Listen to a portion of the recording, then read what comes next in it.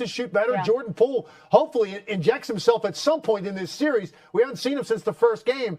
They've got to shoot better. That's their calling card. They're shooting the same percentage, I think, in the series from the three that the Lakers are. That you can't win if that's the case because the Lakers have advantages in other areas. So there's a lot to clean up, but it is the Warriors. Let's not dismiss them yet. You got to get to 4. Lakers have 3 last time I looked. Yeah, absolutely. And oh, by the way, look at the adjustments Steve Kerr made from game 1 to game 2, to your point. In the Steve Kerr era, which began 2014-2015 season, this team is 7-2 when facing elimination. So when you back them into a corner. That's so good. You know, Alan, we so frequently stand up here and diagram moments like that in football because someone calls out the play and all that. But in basketball, a show here in game 4. Triple-double. Game 4 is a tight one. Walker hits another one. It's the Lonnie Walker game. And a 3-point game. Curry, a long 3. No, and that's it. We're just a resilient bunch. We just stayed in the fight. Tired as hell, man. Get out my face. In his career, Steve Kerr, Warriors head coach, has a 19-0 record against Western Conference opponents in the playoffs. That's insane, 19-0. But even he's in trouble. We've had 277 teams in NBA history take a 3-1 series lead in the best of 7. Not only have less than 5% of the teams come back from a 3-1 series deficit to win, but 60% of the time it ends in 5 games. That's how difficult it is to climb out of this hole. As we say hello once again to NBA analyst Tim Legler. I'm obsessed, Tim, with that stat. Steve Kerr, 19-0, perfect against the Western Conference. He ends up losing in the NBA Finals is what it seems like, but now he's in trouble here. What do they have to do? What do they have to change to make sure that they aren't eliminated in Game 5 tomorrow night? Well, to quote one of the great acting performances of all time, like Lloyd Christmas in Dumb and Dumber, so you're saying they've got a chance. That's all those numbers mean. If it's the Golden State Warriors, you can't dismiss this team yet, Sage. Not this team, this one particular team, but they have to make some adjustments. And I think there are a couple different things you look at. I think defensively, I'm a little bit confused with why they were going to so much switching. That stand as of this moment. Let's put the graphic up there with the odds as of right now, because the Lakers, right before the playoffs began, were 14-1 to win the championship. Take a look where Caesars Palace sees them now, Caesars Sportsbook, as they are known. They are currently the favorites among the Western Conference teams, and they are second only to the Celtics. Right this minute, Legs, do the Lakers look like a championship team to you? With the mix of teams that's left, there's no doubt they've got what it takes because now they've got enough depth. That was always going to be the biggest question. They're getting timely three-point shooting, if not elite level, and you've still got the 2 stars at the top. And this is a great defensive team at times when you need to be. I get why the Lakers would be the favorite. I just wonder if those numbers would be a little bit different if Denver had won Game 4. We're up 3-1 right now.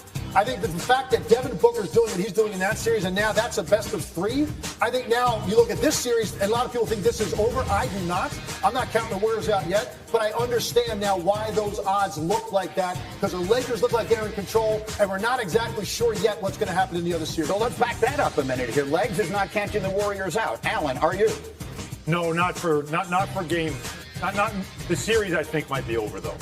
Because just by looking at the Warriors and how rattled they were late in the game, once again, it's always about your experience with those details as well. But let's also point out what I thought was fantastic is Legs pointing out Andrew Wiggins here. And Wiggins quitting almost on the play instead of seeing it as well. What's happening, realizing that pass isn't getting there. I've got to now maybe seal off LeBron and just get a little dump pass for a layup. But because he just stops, one detail falls apart, and the whole play now falls apart because that's pretty much option 2, right, Legs? Option 1 is obviously the corner 3 for Clay, but option 2, if it's taken away, if both guys go to Clay, you've got Wiggins and you've got an easy layup. He does nothing but stand there, and then you get the "you mad, bro" from the shooter there at the end, because that's, again, to the victors go the spoils. That's well said. You know, I want to give some love to a guy who I don't think gets a lot of it.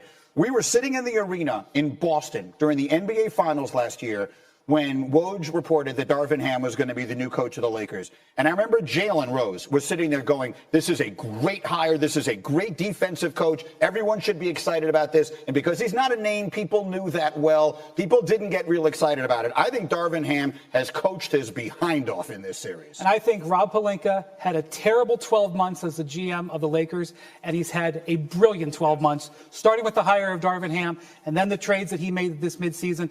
The tools that Darvin is employing have been given to them by moves that the Lakers made throughout the course of the season to surround their 2 stars. It was their 2 stars playing well last night and the surrounding support that had the Lakers on the brink of the conference finals. And keeping everybody together, too, was the most important thing. And him as a former player understood how important the locker room was to keep together during the worst of times. They have been scatterbrained in this series and really throughout the playoffs. They have not been the team that we have been used to watching in the past, but they have always found a way to pull out a victory. And so we keep needing to believe in them or wanting to believe in them, but eventually that's going to run out. Thinking about the Warriors at 16-1 there. You like the Warriors at 16-1? I wouldn't say I like it, right. But I would say that one of the thoughts you have about the Lakers is whether Anthony Davis will keep up this. Because now he's played 2 good games in a row. Right. Now what happens? And a lot of minutes. But why do we keep asking this question? We're a month into the playoffs. Like, eventually, what we're seeing is what we're getting. I know. I just would say that don't make the mistake of thinking that the Warriors are done. Right. They're in deep, deep trouble, but so many of their mistakes that they've made are manageable if they can get past what's going on up here. There are a lot of teams down 3-1, and you know how it looks. And unfortunately, that's how I feel about the Knicks right now, right? Yeah. There's a lot. You get the series all the time, 3-1. Not this team. Not this one team. The Warriors, you mean. Discount the Golden State convincingly. Now you're talking about win 1 road game. A team has been to this many finals together, and every moment they've been in, play 1 game on the road to get yourself a chance back to get Game 7. I'm not counting them out. That's one way to look at this. The other is they have to beat LeBron James 3 straight times. Right? They've got to beat LeBron James in 3 consecutive games to get out of this series. I'm not saying it's likely. What I'm saying is this is the one team you don't go, it's over, forget it. Let's move on to the next round. Not the Golden State Warriors, not Steph Curry, not a group that's been in every imaginable situation and overcome it. Right?